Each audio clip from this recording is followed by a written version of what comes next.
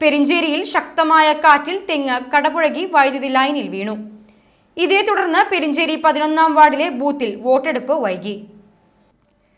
വോട്ടെടുപ്പ് നടന്ന വ്യാഴാഴ്ച പുലർച്ചെ 5:30-യോടെയാണ് ശക്തമായ കാറ്റ് വീശിയടിച്ചത്. ശക്തമായ കാറ്റിൽ സ്വകാര്യ വ്യക്തിയുടെ പറമ്പിലെ തെങ്ങ് കടപുഴകി 110 kV വൈദ്യുതി ലൈനിൽ വീഴുകയായിരുന്നു. ഇതോടെ വൈദ്യുതി ബന്ധം തകരാറിലായി. പെരിഞ്ചേരി 11-ാം വാർഡിലെ ബൂത്തിൽ മോക്ക് വോട്ടിംഗ് ആണ് തടസ്സപ്പെട്ടത്. 1 മണിക്കൂർ കഴിഞ്ഞ് ബദൽ സംവിധാനം ഏർപ്പെടുത്തി വോട്ടിംഗ് ആരംഭിക്കുകയായിരുന്നു.